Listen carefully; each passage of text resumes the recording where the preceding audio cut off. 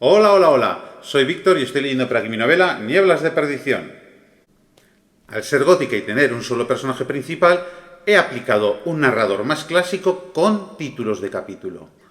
En la siguiente, sustituyo estos últimos por el nombre del personaje al que corresponde el punto de vista.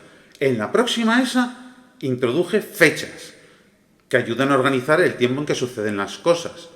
Y en la que estoy escribiendo ahora, he sustituido las partes internas del libro por estaciones del año. Hoy toca el capítulo 30, que se titula Primer Paso. Ataviado con un traje nuevo, bastante elegante para haber sido elaborado tan rápido, luciendo un corte de pelo muy reciente, del sábado, y con la cadenita de un reloj nuevo colgando de uno de sus bolsillos, Diego se plantó en el hall del hotel que había junto al banco a mitad de mañana del lunes. Llevaba un exuberante ramo de flores que le tapaba casi todo el pecho. Por lo visto, Olga ya no se alojaba allí, y el recepcionista no sabía a dónde había ido, aunque se le escapó que no debía de haber salido de la ciudad, por comentarios que no concretó. Diego no lo interrogó más a fondo porque el empleado le había mirado con mala cara al entrar y achacaba su posterior amabilidad a que las coloridas flores le habían ablandado. Teniendo en cuenta lo sucedido en la plaza hacía algo menos de 2 semanas, coincidente con su presencia allí justo antes, se dio por satisfecho con que no lo hubiesen echado de inmediato con cajas destempladas. Al cuarto intento, Diego halló un establecimiento hotelero en que confirmaron la presencia de la dama de ancha trenza. La mujer acabó apareciendo por la escalera pasado un rato. Llevaba un vestido pardo con bordados ocres y una elegante pasmina verde. Al ver el ramo, amagó una sonrisa, que no quedó natural. «Diego, qué sorpresa verte aquí», dijo ella al ubicarse a 1,5 metros de él. «Hola, Olga. Supongo que te has enterado de mi liberación». «Sí, ya he visto en los periódicos que están tras la pista de otro sospechoso». «Toma», ofreció las flores. «Espero que te gusten». «¿Y eso a qué se debe?» «Quería agradecerte lo que has hecho por mí». «Bueno», aceptó ella, aproximándose y cogiendo lo que sujetaba a Diego. «Pero no era necesario». «Lo he creído conveniente. Sin tu ayuda, no creo que me hubiese ido muy bien precisamente». «¿Son bonitas?», comentó Olga, carente de ilusión, dirigiendo la vista al ramo en lugar de a quien se lo había entregado. «Me alegra verte de nuevo así, con traje y sin que te persigan».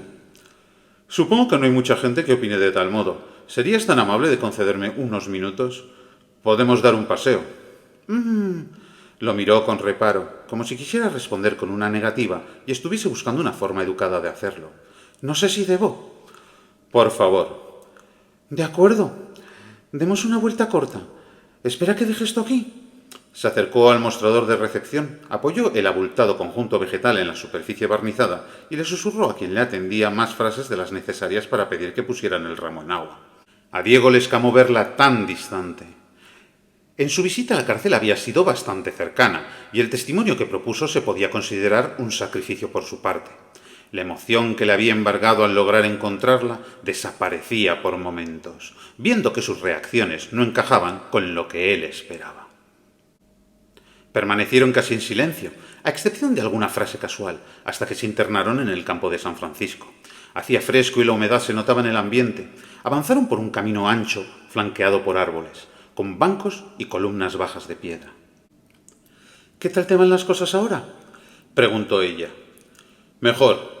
Parece que han retirado los cargos. He heredado unas propiedades de mi tío y a mitad de semana firmaré lo correspondiente a mi familia. Todo ha dado un giro de 180 grados en los últimos 10 días». «Ya, eso está bien. Se te ve más tranquilo». Giraron por una senda menor, a ritmo más rápido del habitual en aquel tipo de situaciones. «Me gustaría saber cómo recompensar lo que has hecho por mí. Soy consciente del esfuerzo que ha supuesto». «Para empezar, dejando de traerme flores», espetó Olga con brusquedad. Diego bajó los ojos, intentando comprender por qué estaba siendo tan seca con él. En su imaginación, antes de salir de su habitación y mientras averiguaba dónde se alojaba, el encuentro había sido mucho más emotivo. «Lo siento, creí que te agradarían, sentando las bases de un nuevo inicio entre nosotros». «¿Nosotros?», cuestionó Olga, con retintín. «Me refiero a que deseaba verte y hablar contigo». «Pues has tardado bastante en animarte a ello». Estaba confuso y necesitaba aclarar mis ideas. También tenía que organizar asuntos económicos y ver cuál era la situación a la que me enfrentaba. Ha sido difícil superar semejante cantidad de infortunios. Yo, soltó la fémina. deteniéndose junto a un arco antiguo, vestigio de una construcción desaparecida. No solo Diego Campoamor ha sufrido inconvenientes. Pacté con el comisario que se suavizaría el contenido de tu testimonio. Fui a verte al calabozo y no fue fácil que me permitiesen entrar. ¿Dónde has estado tú durante la última semana y media?, exclamó ella con el ceño fruncido. Como he dicho... ¿Y ahora qué pretendes? Quería estar bien cuando te propusiera... Olga, me he equivocado varias veces al no valorarte tanto como debiera y entiendo que estés enfadada, pero te quiero. Eres la mejor persona que... ¿Me quieres? ¿Dices que me quieres?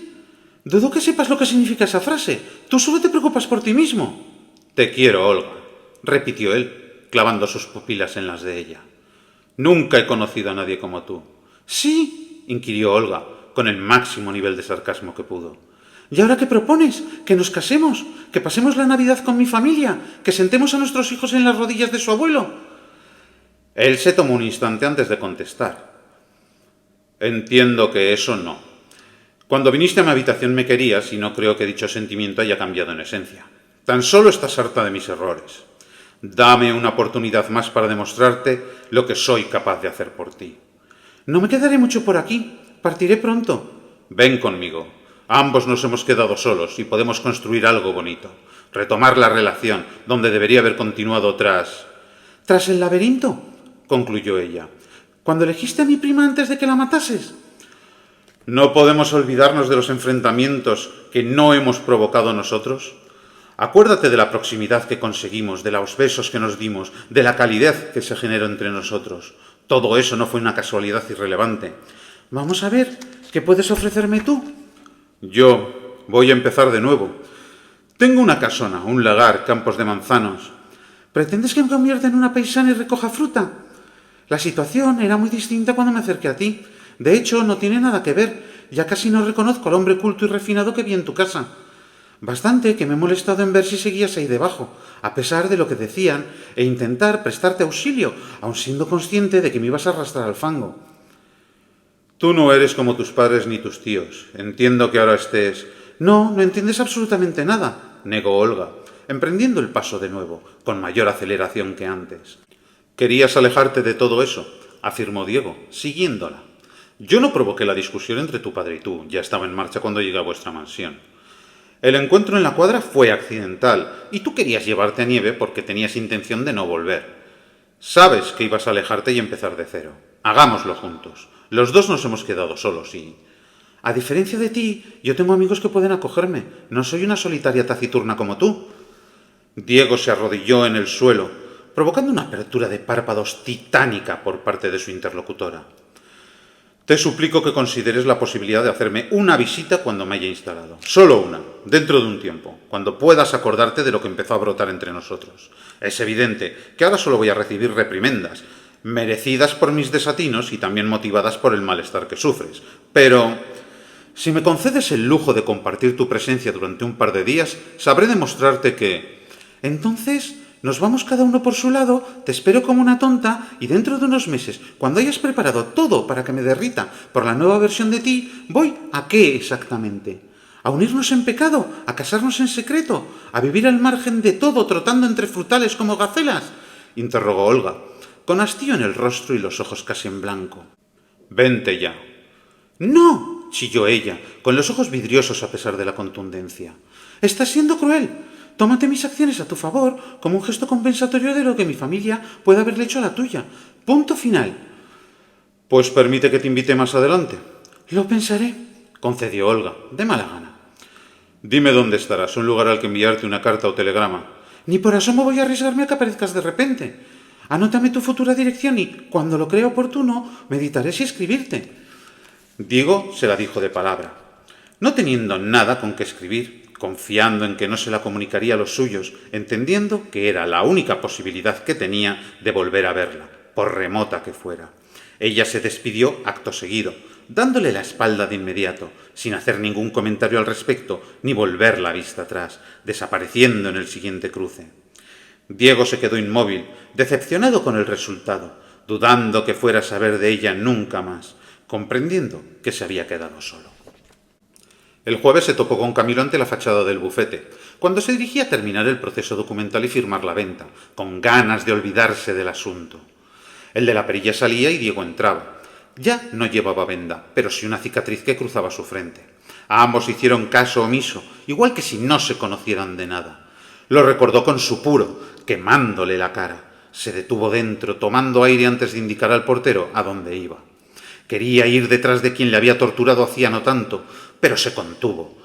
No le satisfacía que aquellos despreciables engendros de aspecto respetable se fueran de rositas.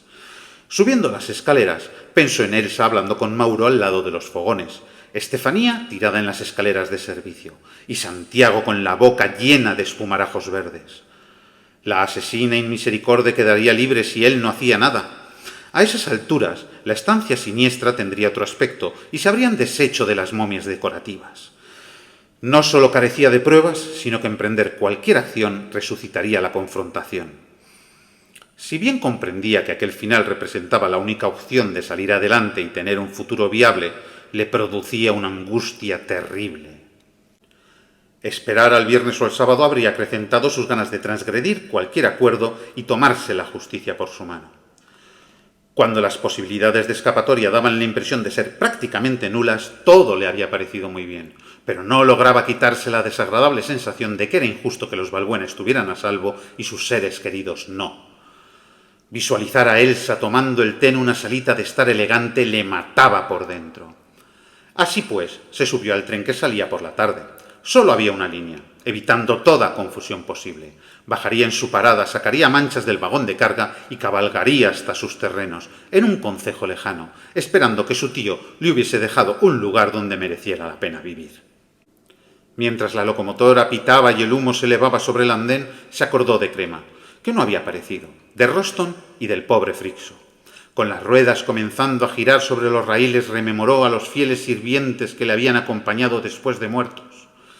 Aquella era una historia que nunca podría contar, o al menos que nadie creería. No sabía cómo justificaría su cambio vital si alguien le preguntaba. Aunque llegado el caso acudir a la explicación oficial pudiera ser lógico para evitar problemas, se le antojaba indigno. Oviedo quedaba atrás, rodeada por una bruma que creyó natural. Estaba anocheciendo y el paisaje era realmente bonito, pero enturbiado por el conocimiento de cuántas siluetas azules había visto tras su salida de la comisaría. No creía que fuera un caso especial. Probablemente todo el planeta fuera así, un conjunto de sitios e individuos rodeados de espectros atados a ellos de algún modo incognoscible. Quizá era preferible no tener noción de algunas cuestiones, ignorar por completo aquello que no tenía alternativa ni aportaba demasiado a la cotidianidad, que te hacía avanzar de una forma positiva, optar por abrazarse a lo bueno y desprenderse de lo malo, superar los obstáculos sin necesidad de eliminarlos. Erradicar la amenaza no parecía más efectivo que sortearla, dejándola a un lado, sobre todo si podía implicar mayores desgracias. Le consoló un poco pensar que los Balbuena se dirigían a la ruina económica por sí mismos y terminarían perdiendo su mansión. Aunque intentaba ser optimista y enfocar la mirada hacia el futuro, seguía teniendo la sensación de que lo había hecho todo mal. Estaba vivo, lo que era de agradecer, pero la evaluación general de su actuación era desastrosa. Se esforzaba en recordar la casona de su tío, apenas existente en su mente, y valorar lo que representaba. Caminar entre árboles y disfrutar de un entorno tranquilo podría ser lo más adecuado para dejar atrás lo ocurrido. Partir de cero sonaba genial, y sin embargo inaccesible a la vez. Con la urbe ya oculta y la luna ascendiendo, notó que el estómago se le revolvía. Una arcada subió por su garganta, con un espasmo que alertó a su silencioso compañero de compartimento, que levantó la vista del libro que le había mantenido ocupado desde la partida. No pudo contenerse ni llegar hasta la ventana, doblando la cintura por los retorcijones y viéndose obligado a vomitar directamente en el espacio que había en medio, haciendo que el lector apartara los pies a gran velocidad, recolocándose con un leve brinco, aplastando de forma parcial el bombín que había dejado a su lado al llegar. El denso fluido plateado surgido de su cuerpo burbujeaba de forma antinatural, como mercurio líquido hirviendo. El hombre que tenía enfrente se agarró al tomo que sostenía igual que si fuera un escudo protector, con una expresión a mitad de camino entre la sorpresa y el asco.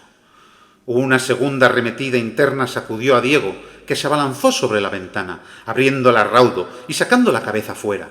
Un prolongado chorro de bruma argentea salió despedido de su cavidad bucal, siendo arrastrado por el viento y generando una vaporosidad que se alejaba a causa de la inercia, sembrando el entorno de la extraña neblina poblada por destellos efímeros.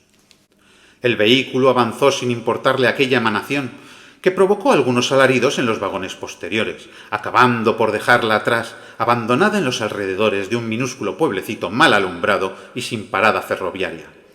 Cuando Diego volvió a su asiento, limpiándose los labios, ya no había nadie en él. La ausencia de equipaje ajeno evidenciaba que aquel sujeto no iba a regresar. Ya se acabamos la segunda parte. El próximo día empezamos la última. Las raíces de los manzanos antiguos. Espero que sigas ahí.